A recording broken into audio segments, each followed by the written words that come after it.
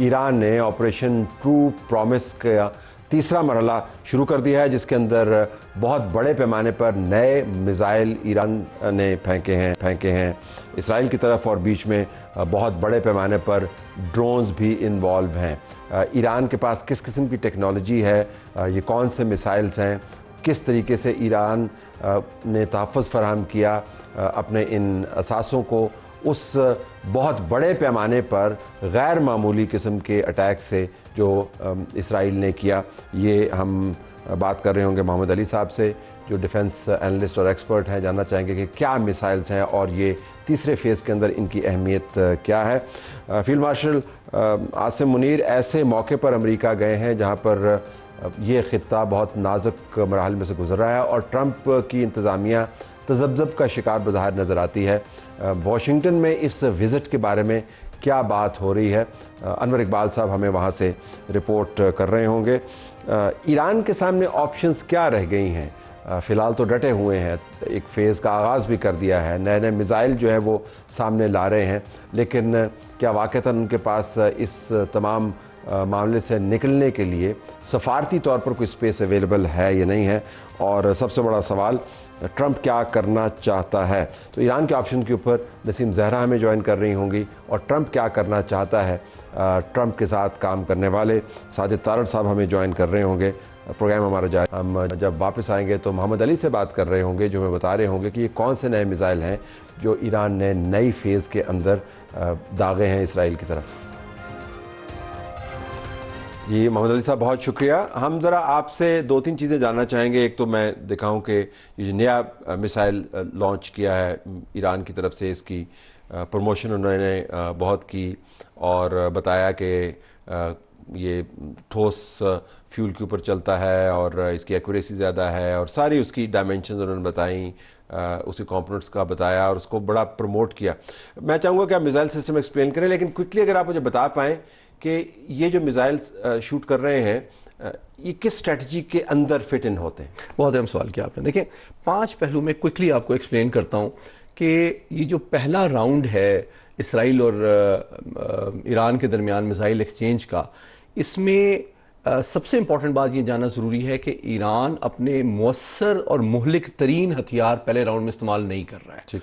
तो इसका मतलब ये है कि वो एक लंबी जंग की तैयारी कर रहा है, और अभी इस वक्त उसकी हिकमत अमली का पहला पार्ट ये है कि वो अपने लो टेक, लो कॉस्ट और जिनके उनके पास ज़ख़ीरे भी ज़्यादा हैं, उनको इसलिए इस्तेमाल करे कि जो मिसाइल डिफेंस के बहुत एक्सपेंसिव इंटरसेप्टर मिसाइल्स हैं उनको एग्जॉस्ट किया जाए, इसराइल के उसको इरोड किया जाए, और साथ ही साथ उनके जो ज़खायर हैं उनको कम कर दिया जाए। तो उनकी इस्तात जब कम हो तो उसके बाद आप अपना हाई टेक माल जो हाई टेक, तो आप बल्कि आसान अल्फाज में कहूँ कि इनके तरकश का जो सबसे सस्ता और कम मोहलिक तीर है, जिसको वो ज़्यादा तादाद में वो 100 मिसाइल तकरीबन रोज़ मार लेते हैं।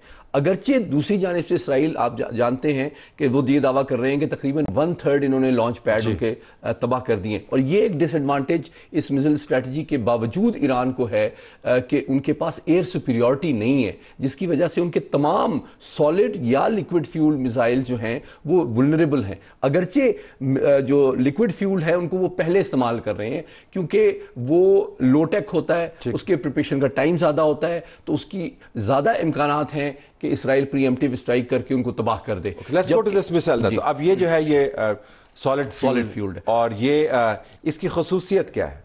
देखिए, इसका जो शोले का रंग है उसी से ये पता चलता है कि इसका फ्यूल सॉलिड है। इसका मतलब है ये रेडी टू फायर है, इसका प्रिपरेशन टाइम बहुत कम होता है। इसका मतलब है कि जो खला में मसनूई सैयारे मौजूद हैं या जो रडार्स हैं वो उनके पास बहुत कम टाइम है इसके खिलाफ प्रीएम्प्टिव स्ट्राइक करने का, तो ये लॉन्च होना जो है उसके चांसेस बढ़ जाते हैं।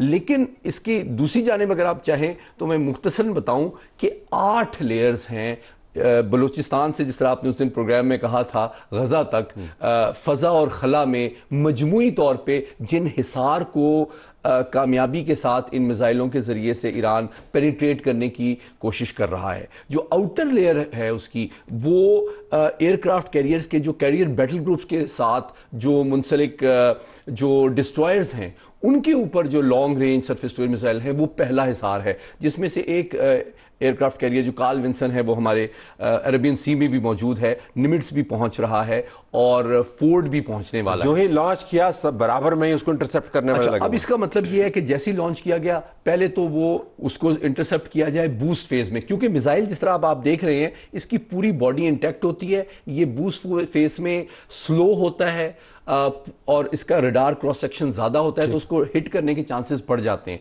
जब ये एक्सो एटमॉस्फेरिक स्टेज पे चला, स्पेस में चला जाता है और फिर री एंट्री की तरफ जब वो जमीन के मदार में दोबारा दाखिल होता है टारगेट के ऊपर, तो फिर आप देखते हैं कि जो एरो 1, एरो 2, एरो 3 जो 2000 किलोमीटर रेंज के मिसाइल को मार गिराने के लिए इसराइल ने long range missile defence system बनाया है, उनको वो एम्प्लॉय करता है। फिर अगर वो उनसे बच निकले तो फिर उसके बाद वो डेविड स्लिंग, आयरन डोम, पैट्रियट और थैड के जरिए से उसको गिराने की कोशिश की जाती है। और अब जो यूएसएस फोर्ड पहुंचने वाला है और निमिट्स पहुंचने वाले हैं मशरकी मेडिटेरेनियन सी में, वो टर्मिनल स्टेज में भी उनका इस्तकबाल करने के लिए तैयार होते हैं। तो आप अंदाजा लगाएं कि अगर 10 से 15% ये मिसाइल इन 8 तहों को डिफीट करके पहुंचते हैं तो ये बहुत बड़ी कामयाबी है। अच्छा, इस कामयाबी के पीछे मुहरकात क्या है? ये टेक्नोलॉजी ऐसी है, नंबर्स उनके पास ज्यादा हैं, या जो लेयर्स इनका आपने जिक्र किया उनमें से कम है?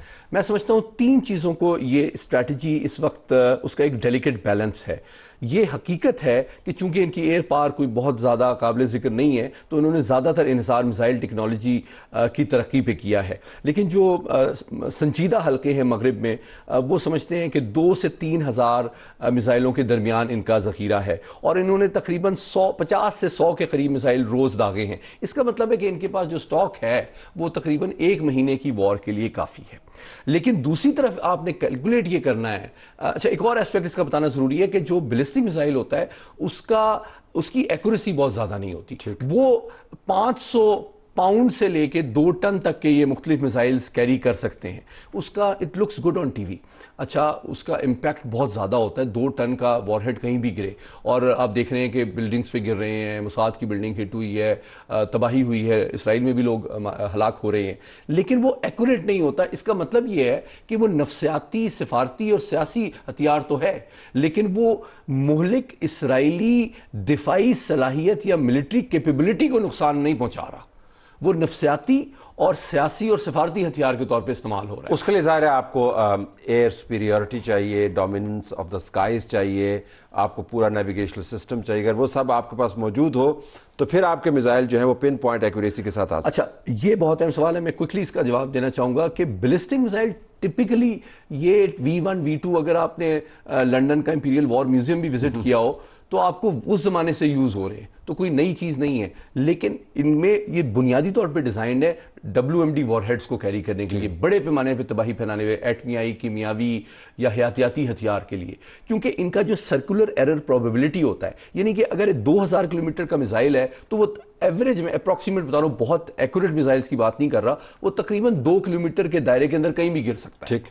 तो इसका मतलब यह है कि आपको अगर एक्यूरेसी चाहिए, प्रिसीशन चाहिए, तो या तो आपको प्रिसीशन स्ट्राइक के लिए एयरक्राफ्ट चाहिए जिस तरह इसराइल यूज करता है, या फिर आपको हाइपरसोनिक क्रूज मिसाइल चाहिए जिसका जखीरा ईरान के पास है।